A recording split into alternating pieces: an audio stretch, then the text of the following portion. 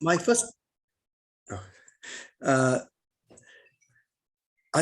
my question actually is really whether whether there's a match between these and the triangle of care with the trust users, which is basically the sort of the triangle between service user, carer, and services.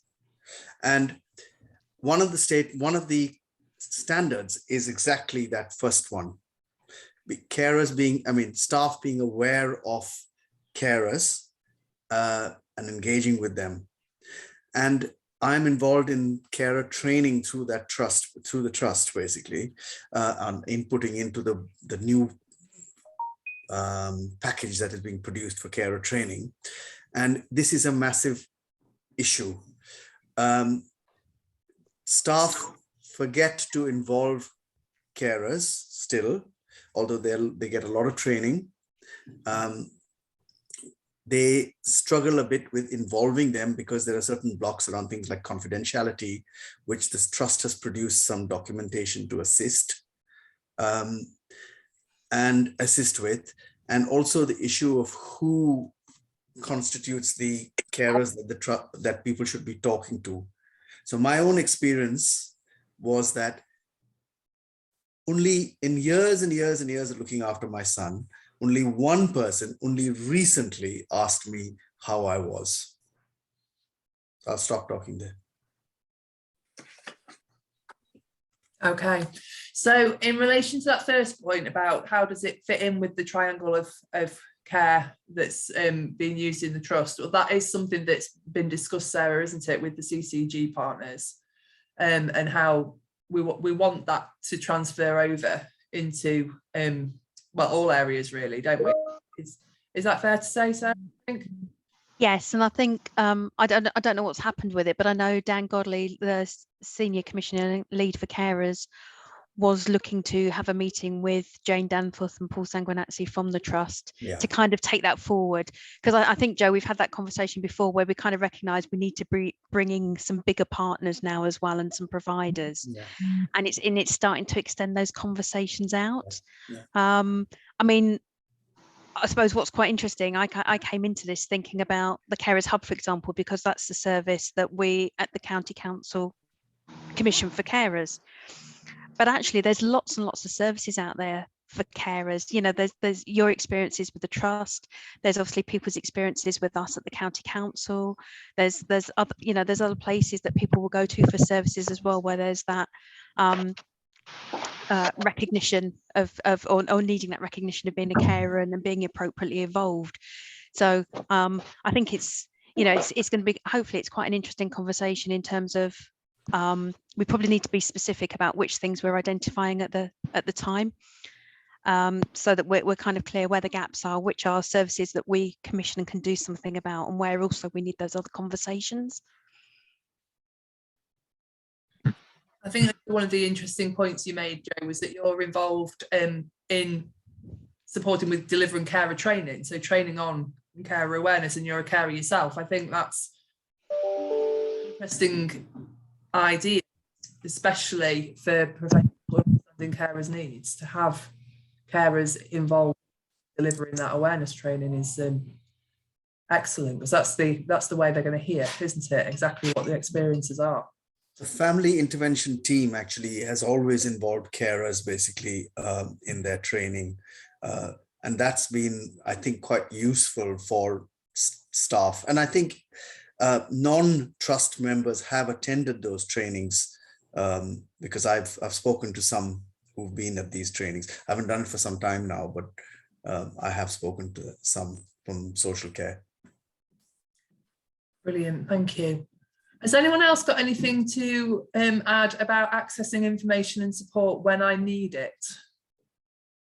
Yes, I'd like to pick up that point. And I like to say that I've been involved in supporting my son for over 20 years now, and he's very stable, and I'm really glad to see that the work which carers and service users do in looking at these issues is getting closer and closer to some reality. Because my first reaction in reading the whole document and then looking at the action points and the 10 points was that half of those, probably the first 5, have been around a long time, and we always get asked the same questions. So it's important that the I's and the we's are actually picked up as actions that are going to be delivered. I know there's a list of actions at the back end, but that's not quite the same as those people who've been involved in the process can be involved in being told what is actually happening. So I think this a very good list of issues. This little logo, it says this meeting is being recorded, is in the way of my screen. Can we turn that off? It. Click on the top and it dismisses. Click on the top. There's a little cross which dismisses the thing, I think. Well, I haven't got that on my screen. So I've stuck it in the corner away. So the thing for me is that looking at number 1 and the we statements, we're talking about the process at the moment. Sorry, there's noise distracting in the background. We are in a process of major transformation across the whole of health and social care. And the various strategies that have been developed have yet to be seen by the carers that I get involved with. And I've helped to run a small carer group in Mansfield and Ashfield. And I'm a part of the Carers Council committee as well. And we have meetings, and carers will always say, of those list of 10 points, that certainly the first 5 or 6 are ones which they find are very hard to get real experience with. So again, going back to the first one, we will need to see how these we statements are going to be delivered. And it's not enough really to say that we will work together with carers, key partners, provide signposting and support. Those things have been promised in the past, and they have been part of national legislation in the past. So this is a good opportunity to actually make a big difference to carer support. And most carers won't know what the triangle of care means. In our organisation, we don't place any emphasis on that because we know it's up to the trust to actually deliver the good things that the triangle of care flags up. So I think I'll stop there. Okay, thank you, Peter. Yeah, so if we're thinking about identification and early support, accessing information and accessing support from that, it does link in quite closely with the second one, with the information and advice and guidance. And the provider that is out there at the moment, the service that's currently there, is the Carers Hub. And the idea being that carers or professionals, anybody who wants advice, carers, carer-related issues, can pick up the phone or do an online referral to get somebody to speak to about any problems that they've got. And that service is there, and it's there for carers at any time. So it's not, well, I mean, any time in terms of any point of their caring journey. So it can be at the start, or it can be at the point of crisis. It can be when the carer needs that support. It's available 9 to 5, Monday to Friday. And there are some services, some groups and support groups, activities for carers that run outside of those times as well. So it is there. The question really is there anything else that needs to be there? Well, yes. And our carers aware enough of it, I suppose that's the other thing. Our carers aware that it's there? No, not. Can I pick on that? I'm trying to follow the Zoom things at the bottom of the screen, but I have great difficulty in seeing them at the moment. So I'm just going to put my hand up and when I want to speak. We know that issues about confidentiality still are prominent in the linkage between carers and the services. And we know that that's difficult for carers to actually cope with, because although there's a policy available, which we were involved in some years ago, it's still an issue that when it gets to the point of carers saying, I want to know what's happening to my son, then the professionals are very often not really clued up enough to be able to pick up that in a very satisfactory way. So I think the I statements and the we statement should specifically talk about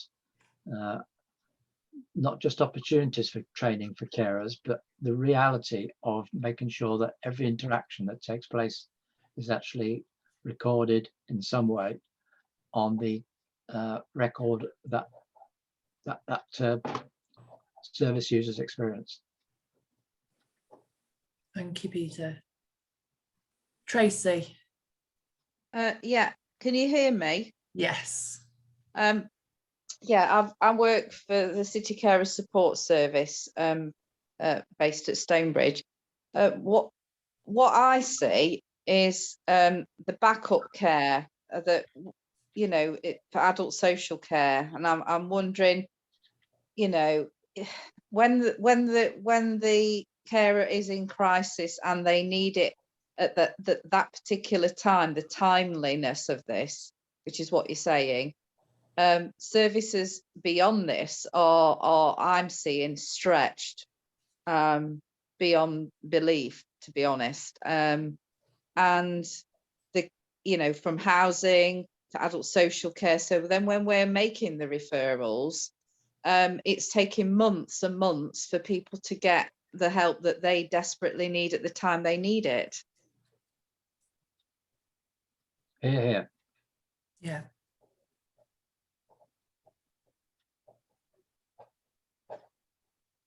Sorry, I'm jotting a couple of bits down. Thank you. Lovely. Thank you, Tracy. Joe.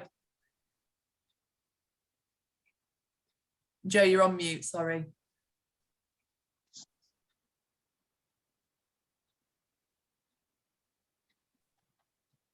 Yeah, sorry. So Laura can come in here. So the carers, again, there's something called a carers pack, which has lots of information that is given out to carers, basically, when service users make contact with the trust.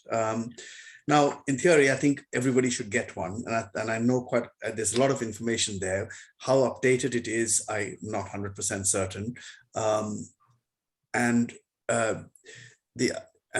it signposts people basically to various services, including the Carers Hub. Now, the question and to carers assessments, etc. The question is, the block is the person that the carer is interacting with. If they don't remember to do that, if they don't consider it important enough, it won't be offered. I never got it. I only got it because I got involved with the family intervention therapy team. And that's when I found out about it, which was years and years and years into my caring role. And I think that possibly is an issue. Yeah, can I just come in there? Yes, Laura, yeah. Thank you. So just to let you know who I am. So I work for secondary mental health services. So I work in the trust, which it seems what everybody's talking about, Nottinghamshire Healthcare Trust. And I sort of want to pick up on a couple of points, really, one of which Joe's just said. So by the time people have come into secondary, very often they have had carers for quite a while, but by the time they come to us, they haven't heard of the carers. So I'm wondering, where are those points before secondary that they don't know about the Carers Hub and they don't recognise that they are a carer? Because very often by the time they've got to us, they're really quite frustrated. We're dealing with burnout, and I'm not going to say we're going that points along the way that won't stop, because the nature of the illnesses that we're dealing with will shift and change. But it would be useful if people were able to access and understand where they can access way before they get to secondary. So there's something about accessing primary a lot more as well, and supporting. I mean, I know primary care is absolutely on its knees as well, but what we do know is if we support carers, then actually people become not quite as unwell, or they don't need services quite as much. So actually, if we're looking to initially support people, it's right at the beginning of an illness, and your GPs and your primaries and your district nurses and all those sorts of things are absolutely key in that. So in secondary, we're quite used, we're not quite used to, we've got a really good avenues of dealing with or working with carers. We're strengthening those, but I'm not sure primary has that, because that hasn't been their view, because they haven't had that support to do that. So yes, primary without question. Thank you, Laura. That links in with the third I statement in that section, which is about carers being supported to understand what a carer is, so they can see that in themselves. Yeah. Peter, you've raised your hands as well. Yes, right at the beginning of this session, Joe mentioned that he'd only been contacted once by a member of the support services to ask how he was or what help he needs. I've been involved in over 20 years, and I've never had anybody from the services contact me to ask how it is with me. But the reason why I'm involved, and I do have support from people in the services supporting my son, is that right from the very beginning, I made up my mind I was going to find out about services. And I spent a lot of time over the years establishing relationships. So I tend to be able to know who to speak to, how to speak to them, how to challenge them. But most carers don't have that experience because they don't have the training, which is mentioned in point 2. But they don't have the confidence. They don't understand the systems, and they're not, right from primary care through to secondary care, they are not really taken on board as somebody who needs to be trained about something. Okay, so any ideas on how to support that, how to resolve that, how to help carers recognise that they're carers and therefore that the support that's on offer is for them? For me, there's something that particularly as we're coming, I'm coming from secondary as well. I know it was mentioned before about the transformation as we're looking at the patient journey from primary care, secondary, and then possibly out of secondary back to primary care. The carers go along with them. So there needs to be a carer journey as well as from the beginning of primary care right the way through secondary, and then along the way as well, and along with sort of Tracy's point, there will be crisis points within that as well, and there doesn't seem to be a crisis service for the carers, if you see what I mean. If their loved one is becoming unwell, they need more, the carer needs more support, and there are times where carers may feel everything's running and ticking okay, so you know that care then needs to be different and then responsive to what the carer needs as well, much like the patient journey. Thank you, Laura. Marion. I'm a carer for my husband with MS, and I don't have a personal line to a social worker, but I have now found out that I can have connection to a social worker. I'm getting a bit confused about the difference between health and social care here. I think the two need to be merged more successfully anyway, so that if there's a holistic approach to giving the person who needs the support to find out what the issues around their care involving their carers are, then you would be given that information. There are new things afoot in social care, in working in a much more receptive, responsive way, and hoping that people will know that if they ring the customer service centre in Nottinghamshire, they can be referred as a carer to get the help that they need, especially at point of crisis.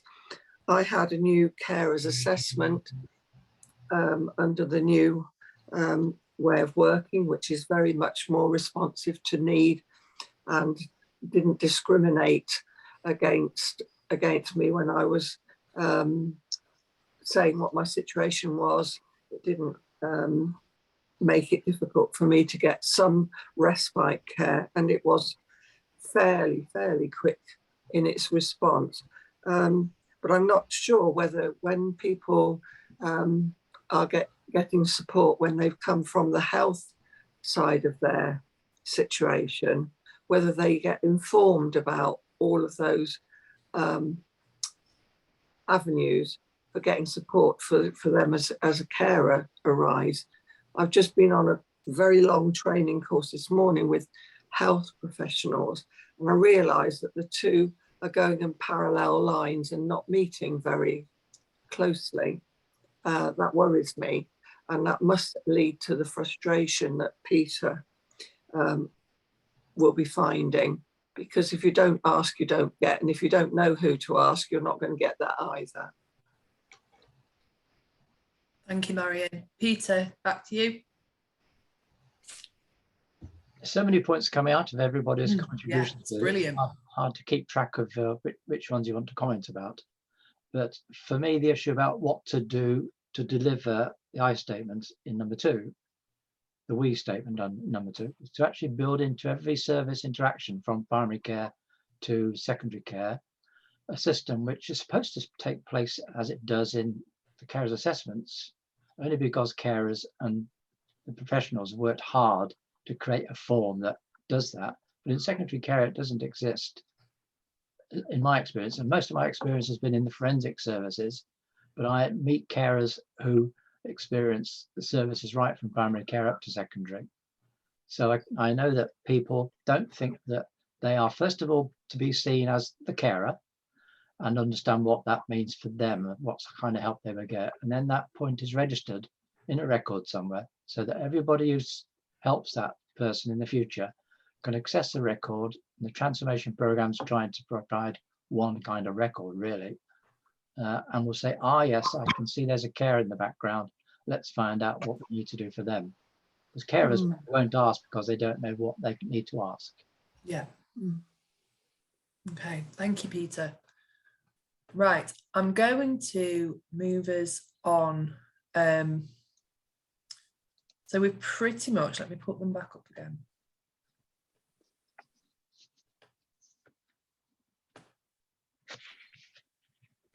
We've pretty much discussed everything in number 1, and we've touched on bits of number 2, but we can come back onto that more if people would like to. So looking at information or training to support you as a carer at the time you need it, for it to be easily accessible, meet needs, and available from whoever you make contact with. So that's not just information, but training as well. So that could be any kind of training course or opportunity that will help you as a carer to manage your caring role. So it could be anything from well-being to actual practical manual handling, first aid type caring courses, as well as looking at ways of looking after yourself within there as well, different things that can be accessed. And at the moment, the hub do offer things like that. Pam, we'll come to you. It was just to say that I noticed in some of the council meetings now that they're able to do both virtual and in-person courses or in-person meetings. Yeah. And obviously one thing the pandemic has taught us is that, you know, online meetings are really good and they allow carers to have a voice and to join in things. But I also noticed that lots of things are opening back up now to be face-to-face. I was just hoping that we didn't lose, maybe going forward, a combination of those things, but not just either or, but both at the same time. So maybe training courses could be delivered, for example, Inspire, you know, in the libraries, you know, if they're doing a carers wellbeing course, so they could do them online at the same time as in person. for those carers that can't always get out, Yeah. because not all carers can leave their loved ones or want to leave their loved ones to go and do an in-person course, and yet some people can't wait to get out and have that opportunity to get out in person. But, you know, rather than saying, well, you can't come on the course, some of the libraries do have the facilities, for example, to be able to do it in a room which has a board where you can dial in, as well as having people in the classroom.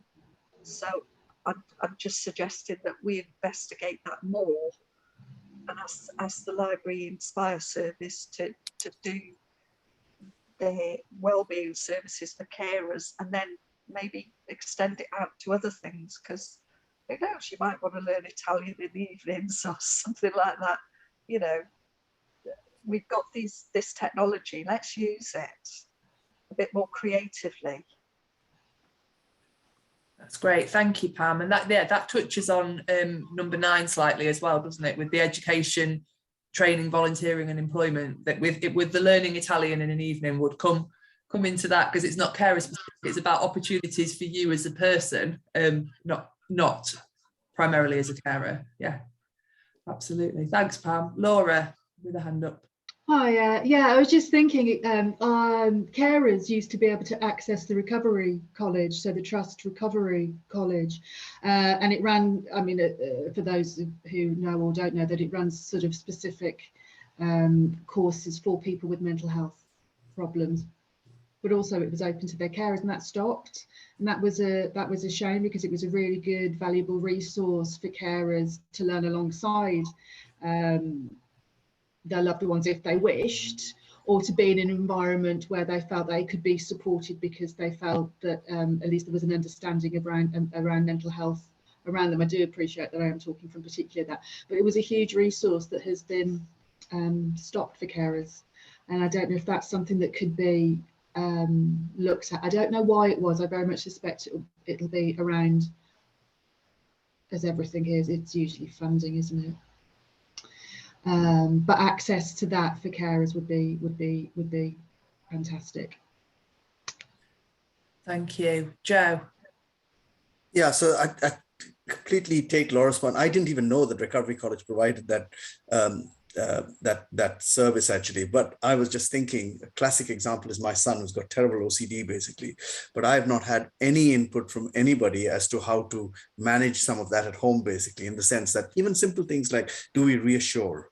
Or you know, things like that. And it makes it so much easier for us, for the patient, as well as for the services, if we work together to support the person. You know, it's just crucial. Yeah, so just to mention that, and Laura's picked up on that point clearly. Thank you, Joe. Peter was next hand up. Yes, I can remember in the sessions that we had with Dan last year sometime, that we said specifically that now we've got the Zoom facility, or whatever alternative digital system there is, people don't understand Zoom, and they're not really clued up unless they're into computers in general. And carers on the whole, not just mental health carers, probably don't have good access to computers as well. But that idea of keeping Zoom going and face-to-face going, and not dropping face-to-face or Zoom, doesn't appear to be reflected in this document, because that's something that can be done. But as I think it's Laura already said, it's a matter of resources, I suspect. But somebody should be starting to say, how can we help carers be more clued up in the digital age, so they're not frightened of it, or they don't understand it, or they're not interested, or they haven't got the time, particularly to go and do training and things. Peter. Tracy. Yeah, I'm just coming up on what Laura said, and just to put so that everybody's clear, carers can access the Recovery College if they are in the city. The county is different. The funding is not available for service users to, at the moment, access the Recovery College let alone carers in. It's a postcode lottery, unfortunately. That came about, I think about 2 years ago. And now I know some of the carers have benefited since the pandemic, accessing the recovery college, doing things like confidence building, anxiety management, all of these different personal learning skills. The awareness side of it, I think, is sadly lacking, from awareness to in fact, we were talking about it just a moment ago about autism, especially ASD, and I think that there's a massive gap in services with regards to people that have got OCD, ADHD, autism, and the awareness training that carers need to support those individuals. There is also peer support groups, and now I know carers, we've got a trust, the trust offers a directory of carer groups, and they absolutely benefit from the support they get from each other, and we have regular guest speakers that come to those groups in secondary healthcare. And I, for one, I benefited from that a long time ago, but also the trust has the involvement centres as well, an experience where carers like Joe have volunteered successfully, as I did, with the trust, and get the support from the trust and from each other, more importantly. And I learn a lot from carers about what's out there, as well, especially to do with benefits and things like that. But also they need educating, they really do, and that's not fair, because they're coming from the point where they're on their own, they're managing as best they can, and nobody is supporting them. Okay. Absolutely. Thank you, Tracy. Right. Pam, next hand up. It was just a thought, really, while Tracy was speaking. There are lots of online courses, obviously, specific to certain conditions that people might want to find out about more. If that's something that's not immediately available, just a thought that, ask for your carers assessment and say that is a funding gap that you need help with, because although some of these courses are free, some of them aren't. I know Inspire do some that I've done with the autism team here in Nottinghamshire, that you can access for free. Some, like Send Station and stuff, are based locally, but they charge. You could ask for money towards attending courses yourself to build your own skill base through your carers assessment. Thank you, Pam. That's starting to bring us on to carers assessments, which is good for number 3, which is where we're moving to. I want the right to a carers assessment. I would like to tell my story once, and agree when I have a conversation to explain my situation so my needs can be met. I want to feel valued and listened to. Okay, that idea of telling the story once might be something that people have got something they contribute to. Yeah, and the right to a carer's assessment as well. How well do carers know that they have a right to a carer's assessment? That's probably something that needs consideration as well. We had a carers space session back in January about the changes to carers assessments, and there's a lot of positive feedback as a result of the changes that have been made. Marion spoke quite very eloquently about her experiences with carers assessments for us then, and how she felt it was a very positive experience and felt very listened to during that. Were any comments, any thoughts on those I statements under number 3? Pam, is that a new hand? Okay. Sorry. That's not a problem. Peter, did you want to come in on that one? Yes, please. One thing that's apparent in this document is that you're going to need to introduce more resources into trying to deliver these objectives. Under the we statements on number 3, there's a lot of ambition there, but not an awful lot about how we might find the resources to do it. And it's rather strange. We've got war with Ukraine, and that's taking resources away from what's happening in Nottinghamshire. We've got Nottinghamshire and Nottingham City still working independently and not looking at how they deal with resources. And it seems to me that what we have to do is to translate that statement, that we statement, into a specific piece of the agenda for transmission that goes right down and very deeply into primary care. And I have been involved locally in the primary care networks and in the CCGs and as a carer. So I've got a reasonable idea, which is hard to keep going and updated, about how you translate these statements into action on the ground. And that's the next step, of course, turning we statements into, well, how are we going to do things to deliver that, and what will be the priorities? Certainly, Peter, absolutely. I mean, these are from the strategy document, as you know, and the strategy document is an overview for the next 5 years. And the strategy document feeds into all health and social care services, and they will have action plans within that, so that meet the aims that are within the strategy. It's not going to be an overnight piece of work. That was never the intention of it. But what we're trying to do with yourselves, obviously this afternoon, as a first step, is to start thinking about what it could look like and the different things that it could have, in terms of on the ground, the front facing changes and things that might need to be made to meet what's within the strategy. Laura. Hiya, I'm just thinking about this. I would like to tell my story once. Yeah. And I understand why that would be in there, but I'm thinking how it stands. I'm wondering how that's possible, because certainly within our service, if we're thinking about particularly, I mean, I'm stretching across 2 services, so city carers and the family interventions team, we would probably ask that carer within those 2 teams.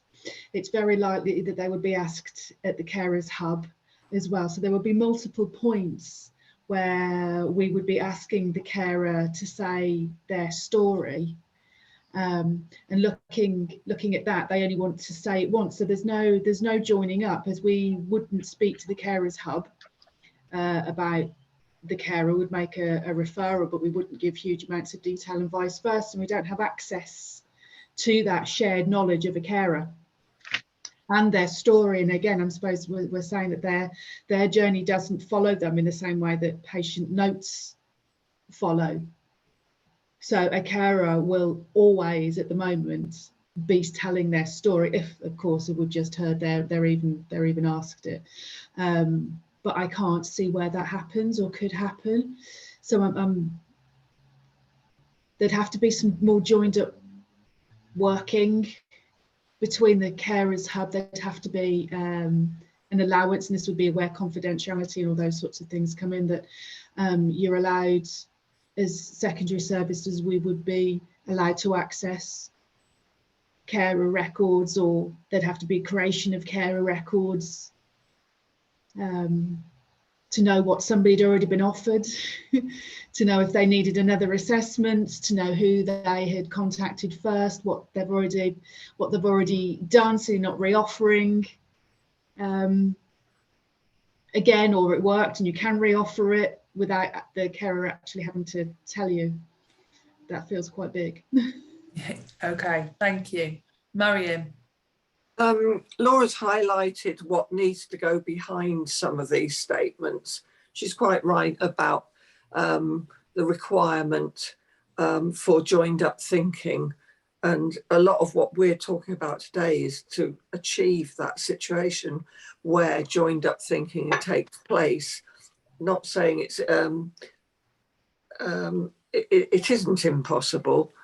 I think it is eminently possible with the right will. I know that one of the reasons behind that statement is that how off-putting it is to have to be handed over from one person to another person to even another person and say it all again. Just think about when you go into hospital. I know when my husband was admitted to hospital, we went through A&E and saw 3 different people and said why he was there 3 times, went up onto the ward and had to say why he was there. And the doctor came round and had to say why he was there again. And by that time, you're just about giving up. What we need to do is have a real quality conversation at the beginning, and for the carer to give permission for that information to be shared with other professionals who will be helpful in the situation of caring for their loved one. I'd be quite happy for my information to be shared in that respect. It wouldn't be to the detriment of what care he received or what care support I might have. But I think it's really important that we continue to work on finding ways to communicate that need and to be listened to, and to have the response that comes about, not just the doctor's bag of what can I take out of the bag and give to you today that will get you to go away, but for it to be a joint decision on a plan for going forward, and for there to be an adequate review situation where after a year or before, has your situation changed? And that can be done online, or it can be done in a phone call, but the initial conversation has to be a real quality one that's led through somebody listening, getting the information they need, but listening to the whole picture, and reaching a point where they can agree with the carer that this is what they think they've heard, and this is what we think you need. And yes, resources and everything else can impinge on the satisfaction of any solution, but at least it's a much better start than the wretched form that we had in the first place. Thank you, Marianne. We'll come to Pam. Yeah, Marion said a lot of what I was going to say, actually, but it is basically to, obviously these statements refer to commissioned services from Nottinghamshire and the CCG and City. I don't know what services law is from, etc., but there's got to be a way. So, I mean, we're not going to capture like voluntary services if a carer contacts them. We can't guarantee that they wouldn't only say it once, but this is for those particular services going forward. But I think it's also important that we understand that the information that is kept securely, but also that somebody should have a copy of it to double check that it's correct, because it all relies on the person listening to have had it correct in the first place. Because if they've noted down something wrong and it is then shared ad infinitum, you don't want that incorrect information shared ad infinitum. You want to be able to review it as well. Yeah. So, I mean, I've been assured that would happen, but obviously I'd like to see that happening. Thank you, Pam. Peter. Yes, we're probably not going to get through all the 10 points today, but the back of that is then the action plan, the 2 pages of actions, and there's no indication in the document about priorities. So what we need to do is continue this dialogue with yourselves and other carers to find out, well, how are we going to choose which priorities we know at least some additional resources are going to be fed into them? Because at the moment, as you said, there's 2 different things happening in county, at least between county and city and CCGs and the third sector, they all need to be clear about where they can actually provide resources and what will they deliver. Thank you, Peter. Right, on that, I'm going to bring that document down. I would like to ask if anyone has anything else that they particularly want to raise right now that feeds into any of those different components in the I statements.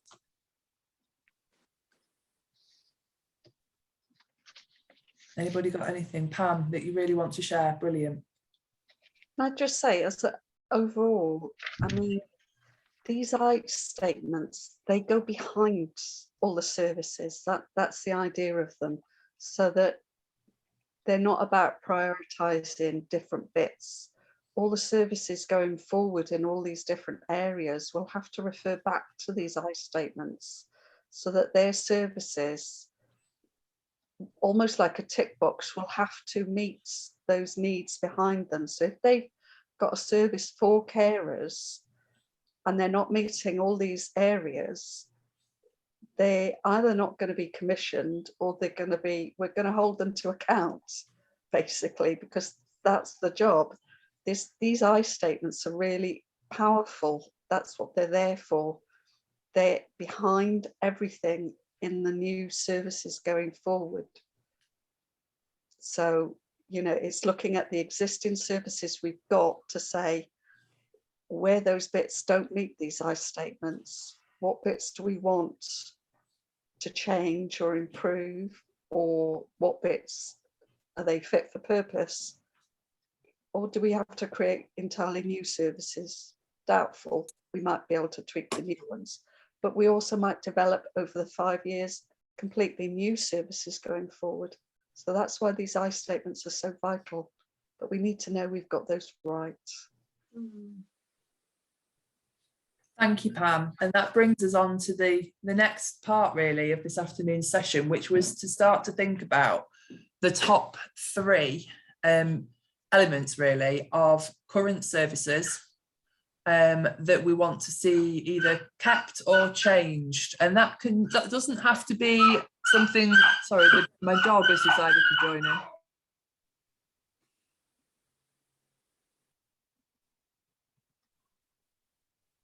Joy's working from home. Let's see if Laura's cat and Helen's dog can put their heads together as well and give us some ideas. So luckily she's quiet. He decided to itch, but decided he was going to make a noise at the same time. Anyway, apologies. So what I was saying was we wanted to come up with 3 things, really, that either includes things we want to keep, or things we want to change, or things that we haven't got that we feel that we need. It doesn't have to be something that all of you here this afternoon agree on as these are the 3. It can be individual. It can be that you each have a different point of view on this, and that's absolutely fine. Joe has put in the chat that you want to be able to continue this conversation. Absolutely, we'll try and make sure that there's more opportunities for this, because I think it is important that we continue this conversation as we're going forwards. But if everyone could just have a moment to consider anything that they want, like anything they like that currently exists, or anything that they feel needs real change, and can help to sum that up for us in our remaining time this afternoon, that would be really useful for us. And just so it's clear for you moving forwards, what we've discussed this afternoon is going to be fed back to the strategy board group, which is made up of service managers, directors from adult social care, the CCG commissioners, lots of different people who are actually going to be putting these service design together that will then go out to tender for the carers services that are going to be commissioned moving forwards. So these ideas, these thoughts and these viewpoints that you're putting forward this afternoon will feed into all of that decision-making process. So that will be used. I can't promise that anyone's idea will be included. Obviously, that's not necessarily how it will go, but your thoughts and your views are being heard by the people who are making these decisions. So have a think. If you'd like to share it with us verbally, then obviously feel free to. You could use the chat, and obviously anything that comes to you later or anything else you want to contribute, you can email into the Carers Space email, and we'll make sure that your views are passed across to the people who are making these decisions and drawing things together. And also rest assured that the carers group that were involved in putting the strategy together are still involved in this stage as well. So there are carers' voices being heard in all of this. And obviously your views as carers and professionals feeding in also. So as many opportunities as possible for you to tell us what you'd like to see. Marion, hand up first. Let's hear from you. I'd like to see a single point of contact, a department. I think it needs a department. The authority depends on us unpaid carers to do a hell of a lot of their work, and you know, there is a need for people to be available just for the carers.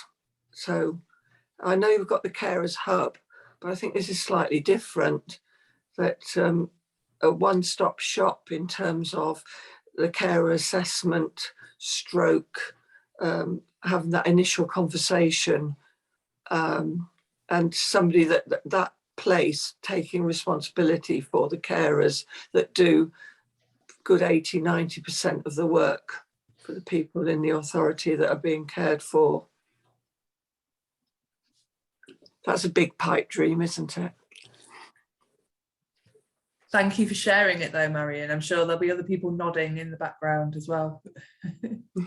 Sarah. Thank you. I was going to say there's nothing wrong with aiming big, because if you don't ask, you don't get.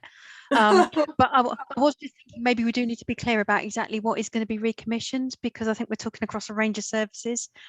And as Helen said, in this instance particularly, I mean, whilst the strategy and the I and the we statements and everything we intend, we want it to be across all of health and social care and as wide as we can possibly make it in Nottinghamshire.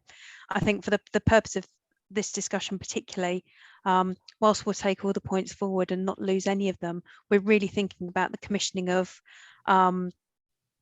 what is the carers support service across Nottinghamshire that is available and open to any carers, you know, and people would identify that as the carers hub. And I'm not intending to use that as a kind of a brand, but that's what we call the service. We will recommission the carers hub. So it's that kind of one telephone number, information, advice, guidance, one-to-one support, carers groups, promotion of the service, supporting other services.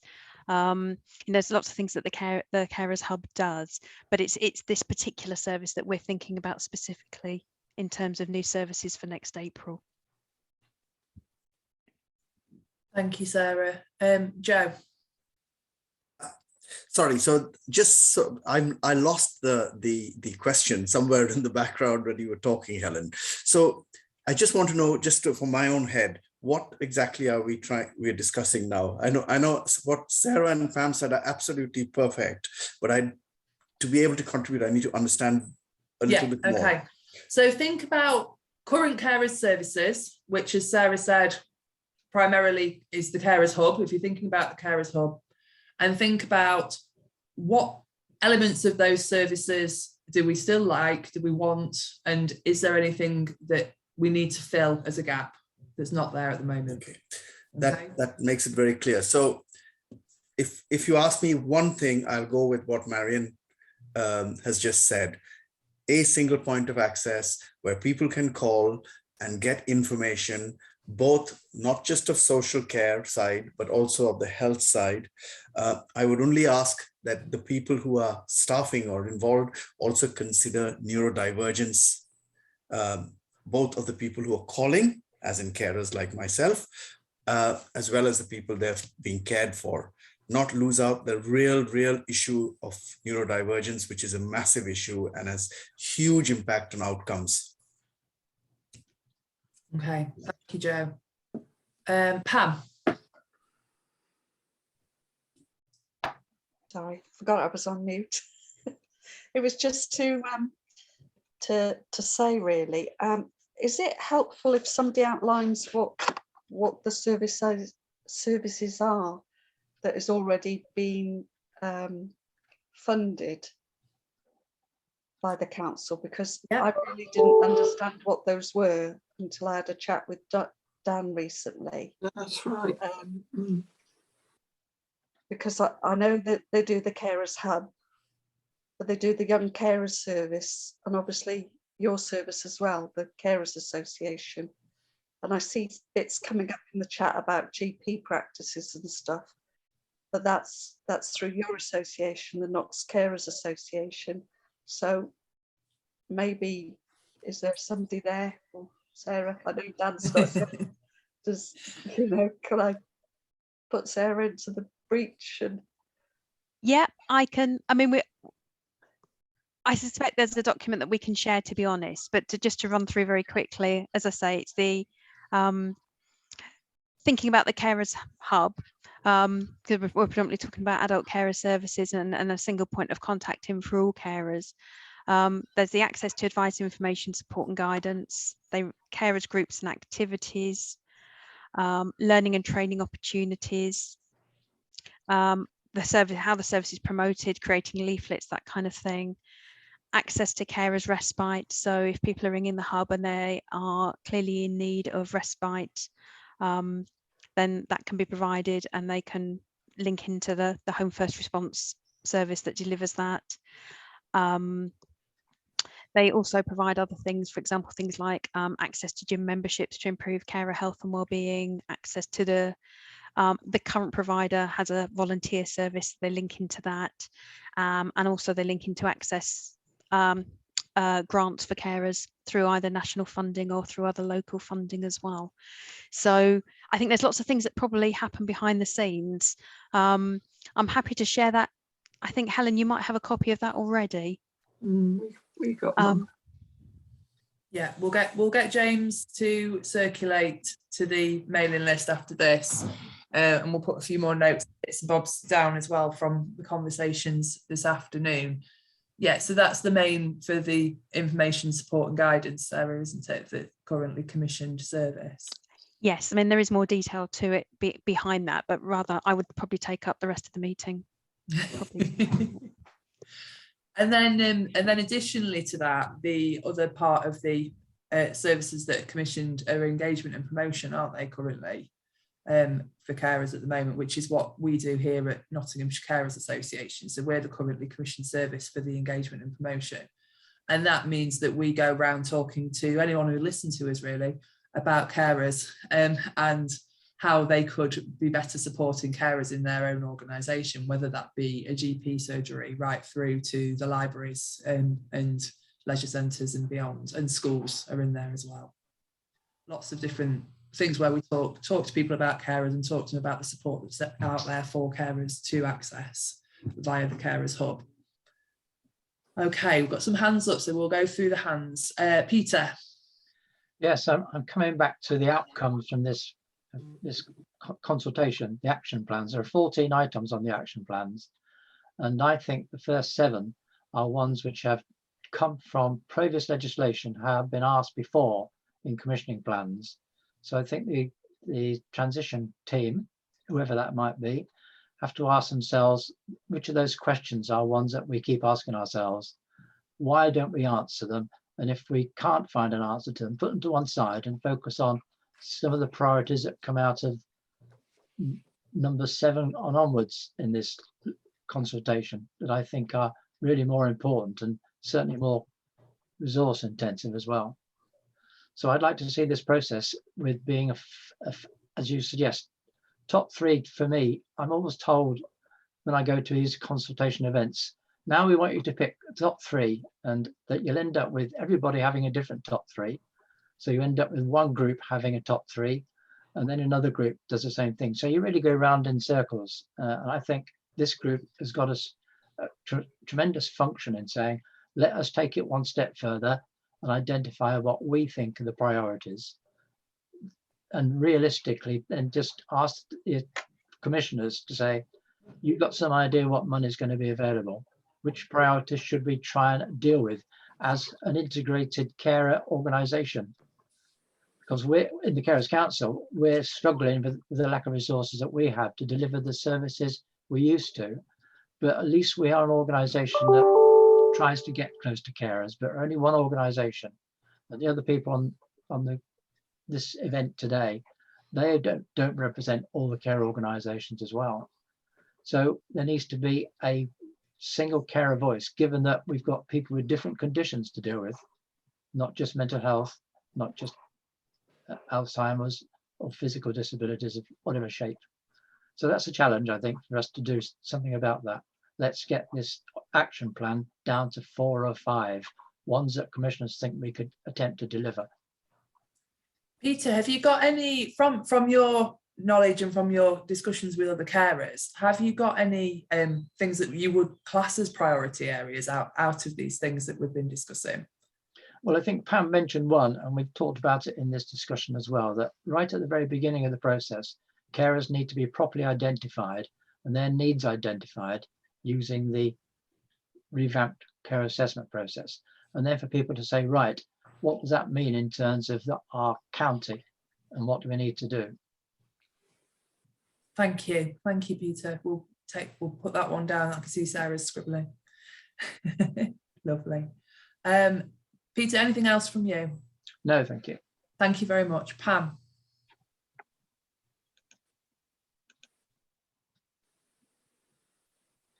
Pam's still on mute, sorry. Sorry, I clicked it, it hadn't gone through. It was just as a personal thing. You know, I think the Carers Hub's a really good resource, and I still like us to work with them, but expand that further so that we make that the one point of call. We make that, I keep banging on about their website. It's not the best, but I think it needs to be all singing and all dancing. Personally, I like to chat to other carers, and there's nothing like 10 o'clock at night when you don't know who else to talk to, and you find another carer to give you an answer. And it doesn't even have to be a carer who has a similar situation, just being another carer. So I think I've said in groups before, if we've got that opportunity where carers can talk to each other on a website like that, you know, we're all local, we can give each other advice when services aren't open, that we know where to go, we know where to connect with each other, we know what to do, we know how to support each other. And I think that is what we're looking for as that point of contact, and from that it could grow into something really special. Yeah, Pam has raised this idea. It's the out of hours support, isn't it? Yeah, where that could lonely come being from. a carer, and to help somebody get through to 9 o'clock the next morning when they can put the phone to. And sharing those resources, you don't know groups are out there, you don't know who to phone, you know, but other carers would. Yeah. You know, and there's nothing like that. And being local, I think that's a great resource to chat to other people. You know, you don't know what you don't know, but somebody else out there does. Yeah, you know? Absolutely. Thank you, Pam. Anything else from you, Pam? Thank you. Laura. Hi, lovely. Yeah, I think a lot of people have covered. I was going to say, carers, something that carers can phone when they need support would be fantastic, and Pam's done that. And actually, the second bit that I was going to talk about sort of was kind of quite covered in that. It's joint working, particularly, again, I'm sorry, I'm coming from a secondary point of view, but there is something about joint working with the hub. There's something about relationships, there's something about meeting people, there's something about everybody being in a meeting where I know who you are, you're telling me what's happening with that service, I can tell you what's happening within that service, and essentially then what happens, we can all go and speak with some clarity to our carers to say, this is what's happening in the services. And for me, it's that communication, that joined up working that we really just don't have. There's only so many emails I can read. There's only so many stuff that kind of comes through before I can't take in what's going on, and I can't work out what's relevant for me to know to tell carers, let alone carers kind of work out what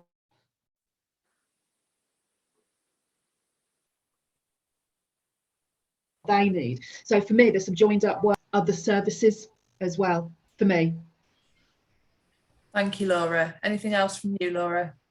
Well, there's loads in there, but Loads, but no, you can send us a lengthy message if you wish. Absolutely, we'd love to hear it. Yeah, but some joints at working so that there's, you know, there's more of that primary, secondary, what's going on, how do we support, would be great. Brilliant, thank you. Joe?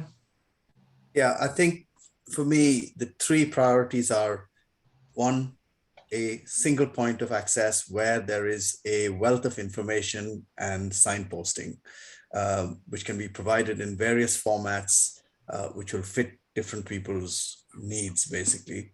Number two, what Laura's mentioned, joint up working, wraparound care, that sort of thing, basically, which provides support to carers and the people that they look after, which I think is key across boundaries, across services, across issues. And the third one is training of the frontline staff. This needs to be a priority, because without that, carers will always get left out, simply because staff are stressed, staff are pushed, they are focusing on the people that they're dealing with. Carers get, oh yeah, they're there, they'll look after them, they'll look after whoever we're looking after, but they forget that they also need help and support. So while understanding the focus is often on the person who is in crisis or needs helping, carers also need it, because ultimately we're all working to do one thing, to make this person better or feel more supported. So that would be the next priority that I would identify: training and awareness to consider these carers. Thank you, Joe. Peter? Yes, another point has occurred to me while the conversations have been going on about priorities. I've grown by 20 years at least since the first strategy came out for mental health for carer support. So strategists tend to think of the population is just the same as it was 20 years ago, but it's not. We've all changed, and the focus in this document is also on families as well. Families need to think about how they're going to deal with issues when the person who's a prior carer probably is not going to be around forever, as inevitably none of us are. So for me, it's focusing on how you can talk to families about thinking about the future, not just how we're talking about services. Thank you, Peter. It's a useful point, absolutely. Tracy? Yeah, I put it in the chat. I know some time ago that one of the things that the CCGs and also the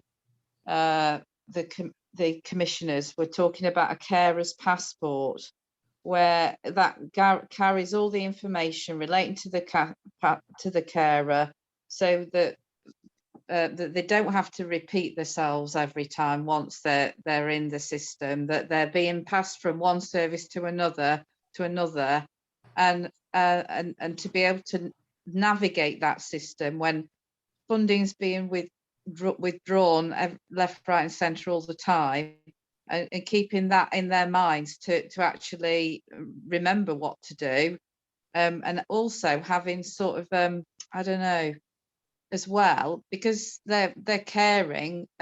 It's all right, the hub signposting them to different things to do, but then they don't do it, or they forget, and there's no follow-up. It's an annual review after that. So I don't think it's you know, there are things available, and because at the minute it's the pie in the sky. What I would like is that they have the access to the same things if they're based in the county or they're based in the city, because they can't access things in the county that they can in the city, and vice versa.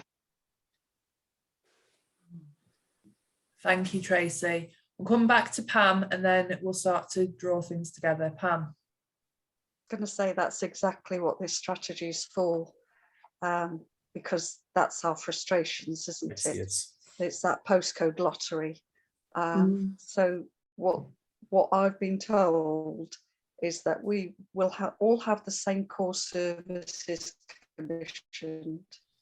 So whether it's funded by Nottingham City or Nottinghamshire councils, we'll have the same core services, access to them across both the county lines.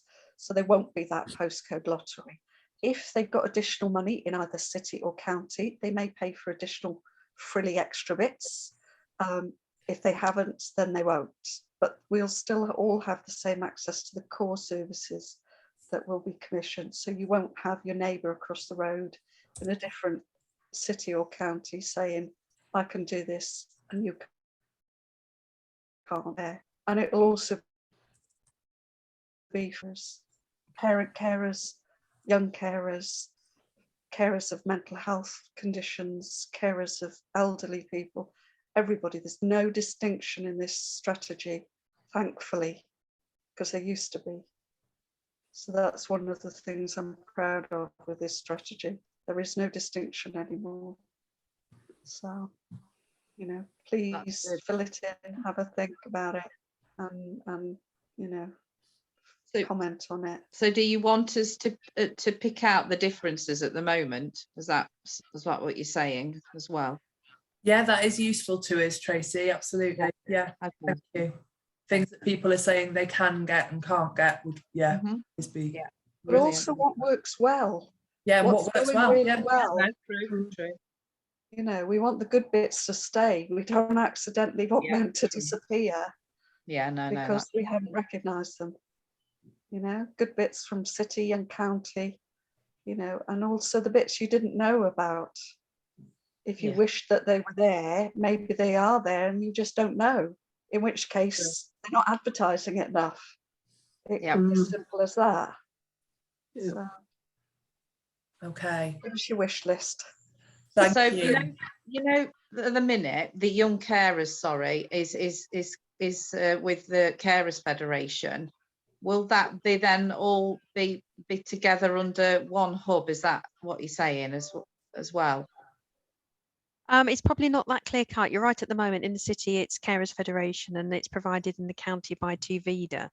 And they provide quite different services at the moment. So there's probably more work to do on the young carers one. I think the Carers Hub as a whole, loosely, the core offers quite similar. And as Pam described, with extra frilly bits.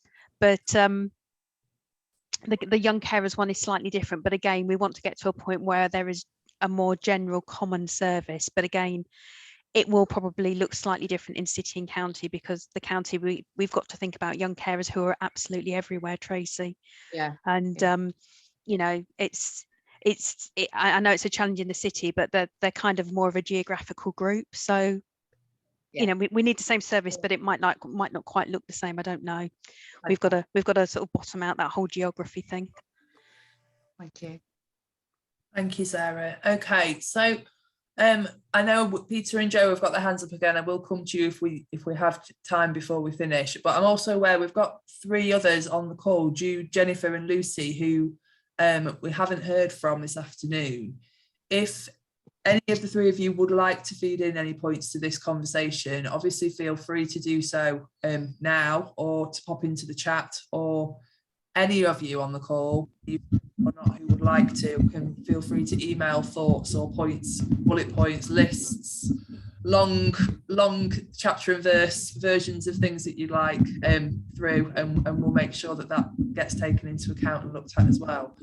James, I know James and I will go through the chat and what's been put in there today as well, and make sure that anything that needs to be shared with you all, or any questions that could be answered from that, will be captured from this. So we will be going back through that chat. We've also got this as a recording, and we can make sure that this recording gets shared, so people can hear those comments, but also we can jot down some minutes and some notes as a result of listening to the recording as well. I'm just giving James more jobs to do. So. That's how it works. No, we'll do most of it. We'll work through the chat and work out where it needs to go together as well. So we are going to be drawing to a close in a moment. We do have another session, which will be a repeat of this evening at 6:30. You obviously are welcome to come along again if you wish to this evening. But obviously that's again an opportunity for any carers who weren't able to come during the daytime, looking at how we can make things like carer space more accessible to wider audiences. There will be more on this. There will be more updates, more things coming out via carer space for you to feed into and comment on. And we'll look at having another session that addresses some more of these points, because I think it's been a really powerful conversation this afternoon, really informative. I'm sure Sarah's got lots that she's thinking about as a result. And these conversations, like I say, are being continued over the next couple of months. It will be happening. Thank you, everyone. Yeah, we are also obviously thinking about other topics to talk about in carers space, things that we want to pick up on for carers to talk about in more depth, whether it's a single thing to speak about to come out of today's conversation, and trying to make sure we get the right people in the room to hear your views and your points on that as well. So keep thinking about those sorts of things and feeding in to the email, or pop something on social media. However you want to communicate with us is absolutely fine. We want to hear from you. That's how it's going to work, and how it will all grow is from hearing from you as carers, or even as professionals, knowing what carers are saying to you about things that are happening or working or not working for them, that we can support with and help to grow and improve. We'll be getting some feedback over to you all soon about some of the projects that carers have been invited to be involved in via Carers Space, because we have had carers get involved in advanced care planning. We've had more carers come onto the carers panel for supporting the strategy. So the projects that are being shared via Carers Space are getting carers to get involved and work in co-production throughout different projects across social care. And we've also now had the CCG start to talk to us about how to get carers involved in some of the projects that they're working on in co-production as well. So fantastic in how it's growing, but it only works if you get involved and you come along and talk to us. So we very much appreciate your time this afternoon. So Peter and Joe, if you do want to add any more points, I'll keep the meeting open for a few more minutes, but obviously if anyone else is ready and needs to be jumping off, we are just approaching 3 o'clock. So thank you ever so much for your time this afternoon. Okay, thank you. Thank you. Thank you. Thank Very you. Thank useful. you, everyone. Nice to see you. Thank you. Thank you. Bye-bye. Bye.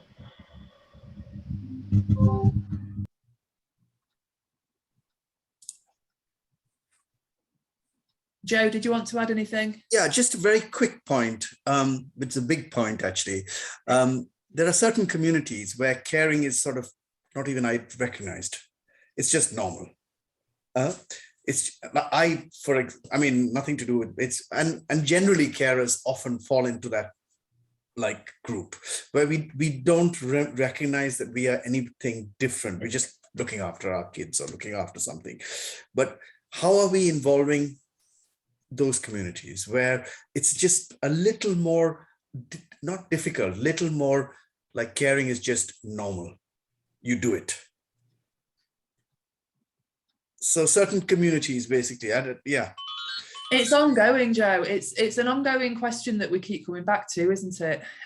Everybody's nodding. The same with young carers, how to get their views heard.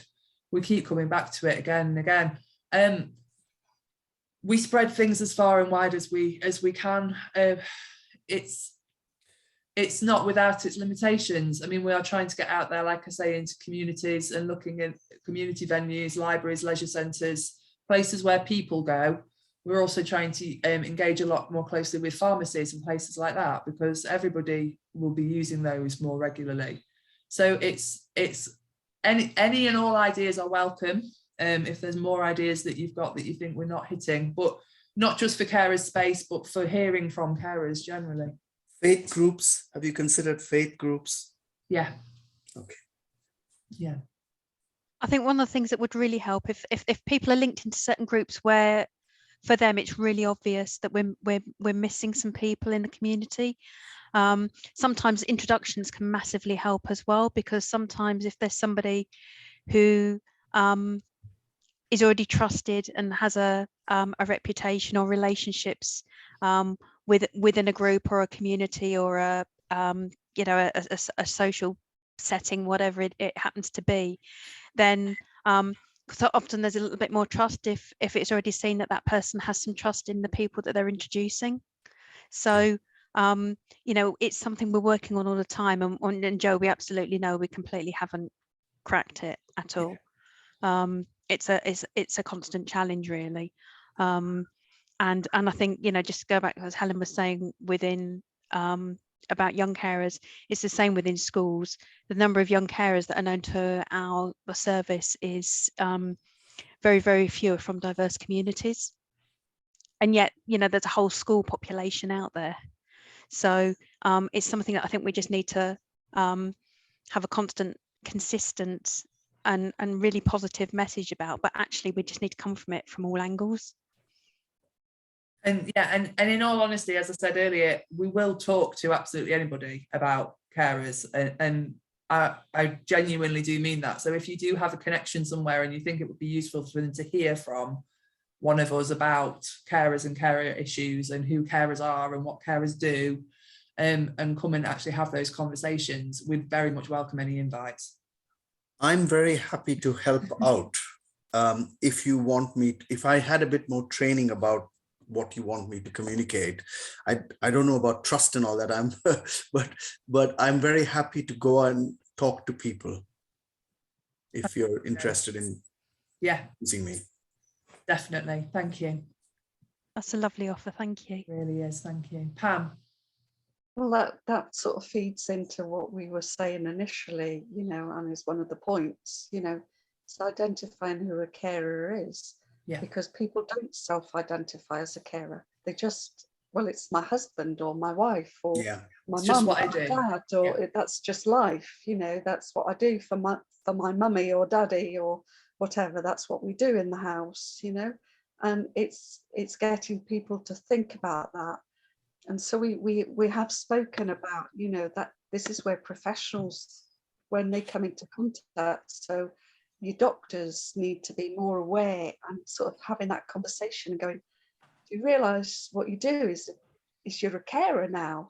You've stepped over from being husband, wife, mum, dad, whatever it is, to being, you do more than is normally expected. So you're a carer, and therefore you've got these other rights, and you've got these other things that come along with that, and the stresses that come along with that. So it is about other agencies being more aware of that. But I mean, things like Tuvida as well, the carers hub, they do specific groups for ethnic minorities if they don't want to join in the normal geographical carers groups. They, young carers groups, they do things like that. But yeah, you're right, it is very difficult getting other people to, one, identify, but two, to join in. And we still haven't reached everybody. It's really difficult. Thank you, Pam. Peter. Yes, just a quick point. While we hope that we're going to create an equality of support for carers across the county, we have a joint strategic needs assessment that looks at all conditions. So therefore there's a split between trying to focus on a condition and trying to focus on carer support in a generic way. And I hope that we end up with a very strong support for carers. Thank you for all the work you're doing, individuals and carers who have joined us. Thank you, Peter. Thank you for your contributions. Okay. I'll say bye-bye. Thank you, Peter. Bye-bye. Thanks, Peter. It's good to see you. Yes, you too, Sarah. Bye. See you, Peter. Bye-bye, Joe. Bye. Thank you. Thank you. Bye, everyone, then. Okay. See you tomorrow. Take care. Pam, Bye. Pam, before you go, I'll email you about, are you coming to County Hall next Tuesday for the videoing? Yeah. Would you like a lift? Yeah, if you like. Since I'm You're going coming past from the bottom this of your street. Fantastic, even better. Shall I email you and we'll sort it out? That'd be great. Yes, thanks, Okay. Sarah. Okay, take care. Thank you. And we're going to see that each other have got legs. It's exciting. I know. Yeah. I saw Dan had legs the other week. It was amazing. Phenomenal. Yeah. Phenomenal. I know. That's what I exactly said to him. Oh God, Dan, you've got legs. Yeah. Yeah. Brilliant. Really Right. nice. Thank you for your help, all of you. No problem. Thank you, everyone. Take care. See Speak to you soon. soon. Bye. Okay. Helen, do you want to stay on a sec? I've got to run and get the. I can ring you. Yeah, it's not a problem. I've just wanted to check if you're okay for tonight, you and James, or Yeah, whether if we're you need okay. us, or I think Dan's going to join Dan's tonight. coming, I think, tonight. And somebody else said they were coming tonight, and it's fallen out of my head. Helen's coming. Helen, yeah, Helen. Okay. Helen Tor. So you're We'll be okay. fine. Yeah. All we'll be right then. fine. Thank you, though. All right. Okay. Speak Speak to soon. you later. Bye. Thanks. Bye.